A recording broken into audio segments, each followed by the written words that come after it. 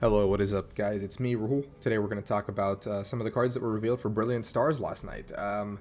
It was a bunch of leaks on the Japanese stream. Normally I stay up and try to stream that if I can, but I got my COVID booster, so I was feeling a little bit out of it. I still don't feel amazing 100% right now, if you guys can tell. I'm a little bit low energy, but I'm up for work anyway, so I figured let's get a first reaction at some of these cards, because I haven't really taken a look at them. I just woke up to see some memes about Charizard, so I know there's a Charizard, so let's jump right into this. So Starbirth is our new upcoming set. Is our new upcoming set. Not Starbirth. Brilliant Star is what we're getting. We're getting Brilliant Star coming up in February. And that'll be our last set for competitive before we get to come back into play. So I think the first weekend Brilliant Star will be legal. Will also be Salt Lake City, Utah Regionals. So you'll get your first chance to kind of get a feel for the decks and the meta and whatever. Now, we already have our VSTAR mechanic, which is the once per turn GX attack ability, whatever. It can be an attack, it can be an ability, it looks like it can be anything. So we'll look at some of these cards right now. Charizard V.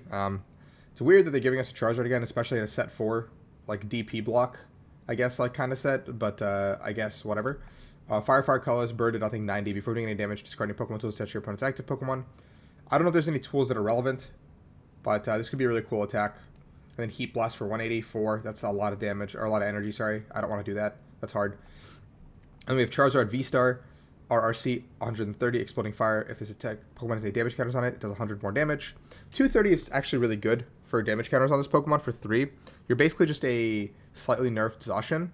Yes, you're doing 2 prizes, and you don't have all the effects, but you have a typing that isn't really seen right now in the format. So, RRRC, Starblaze, V-Star Power, 320, discard 2. That's pretty strong. You basically just get a one-shot on a VMAX, on most VMAXs, once per game. That's really strong, especially in this format where everyone's two-shotting each other. Really cool. It is a 2-prizer also, so if V-Stars end up taking over, maybe this attack gets a lot less prevalent, and this is fine, but yeah. We already know about Arceus and Arceus V-Star. Moltres, R detonating wings, 20 plus 70 if there's any damage counters on it. It's kind of like Zapdos from Team Up. But right now there's no other Zapdoses from Team Up to knock out. We don't have Electro Power and stuff like that. So you can't really accelerate and use this card as efficiently as you'd like to. But other cards typically would do... Like, I think this card would do well in a lot of situations. Just not this one particularly in this metagame. So this card is okay. Charon's Care. Choose one of your colors Pokemon with any damage counters on it. Put that Pokemon and all cards attached into your hand. I think this card is really, really good. I think every time we've had cards like Acerola, AZ, Cheryl, they've all been really, really strong.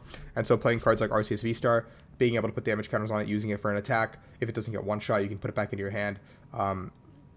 Gives you a very non-committal ability use, because the ability is very, very strong, the V-Star ability. So you can kind of slot that into anything with a copy of Charon's Care, and now you can just get rid of your Arceus V-Star. So I think this card is really strong. I think more colors Pokemon that get released that might be good also make it better, but I think Arceus V-Star is the primary target that we're going to be using this with for now.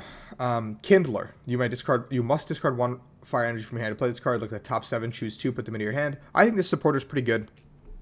Obviously, cards like Research are probably just better, where you can draw 7 cards, but if there's something specific we're looking for, combo pieces, etc., Kindler would be really, really strong to find those combo pieces.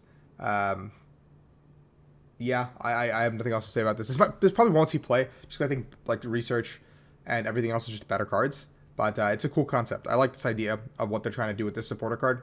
And this could definitely be a one-up supporter. I mean, you could just like play a Kindler to kind of close out the game. Yeah. Magma Basin. Once during your turn, you may attach a fire from your discard pile to one of your bench fire Pokemon if they put 2 damage counters on the Pokemon. Right, so Magma Basin immediately makes Charizard good. Immediately makes Charizard playable, but this is only to Fire-type Pokemon, which is very limiting, obviously. This is meant to go hand-in-hand with a card like Charizard, but it doesn't go well with anything else, really. I don't know if there's any other good Fire-types right now in our current format that can benefit from this, but this definitely warrants taking a step back and looking at all the Vs and VMAXs we have of the Fire-type variety, because I think anything could be very, very playable right now, especially with a stadium like this. Magma Basin definitely gives you a better odds to play whatever you want, really, that's Fire-type. Because we're discarding cards with Research every turn, and I'm sure with cards like Kindler, there's going to be some other discard and draw style effects for fire types. So this is definitely worth. I can't think of any off the top of my head because right now I'm super slow because of the vaccine.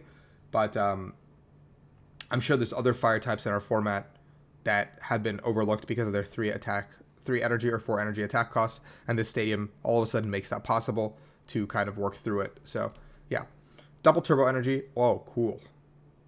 Oh, as long as this card is attached to a Pokemon, provides colorless. As the attacks this Pokemon, this card's attached to do 20 less damage to your opponent's Pokemon.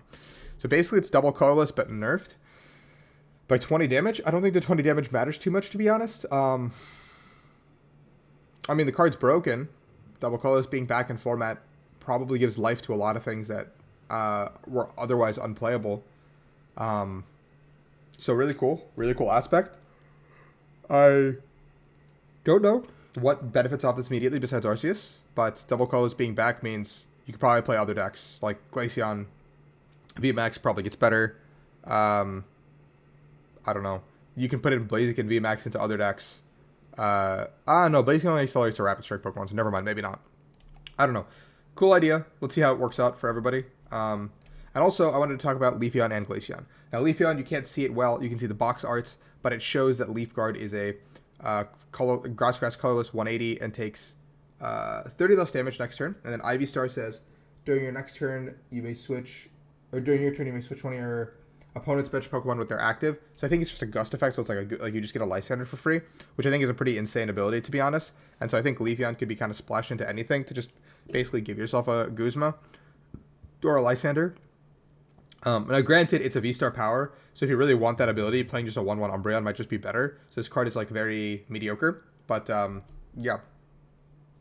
And then we have Glaceon, which has Icicle Shot, which is water colorless 180, and they can't retreat next turn. And then Crystal Star, to your opponent's next turn, prevent all effects. I think it's effects of attacks. It might be all damage and effects of attacks out of this Pokemon. I don't know. I can't read everything here, but 220 is a really good number, I think. And this might be okay in the long term, playability wise.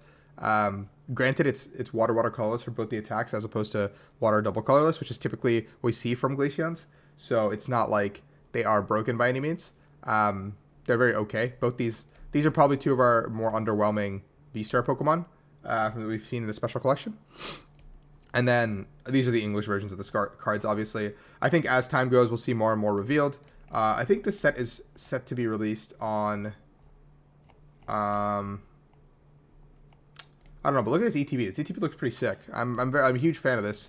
And then pack art, we have these guys, which implies that Shaman and Whimsicott will probably have V-Star Pokemon. If we kind of go by the trend. Because the two pack arts so far already have V-Star Pokemon. So we can assume probably Shaman gets a V-Star and Whimsicott gets a V-Star, which is very strange to have Whimsicott have one. And then we have our cool little Arceus style deck of everything. When did they say this set's coming out in Japan? Okay, so we don't have a release date yet, but it should be soon.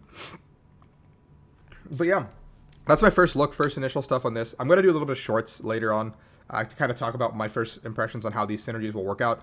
That'll be on YouTube and TikTok as well. So thank you guys for watching. I hope you guys enjoyed the video. Like, subscribe, you know the dealio. I'll see you guys on Friday for a full set review of Fusion Strike. Hopefully you guys check out my buy list to know exactly what to get. I think I covered that pretty well. I don't think anything new kind of pops up out of that. So thank you guys so much, and I'll catch you on Friday.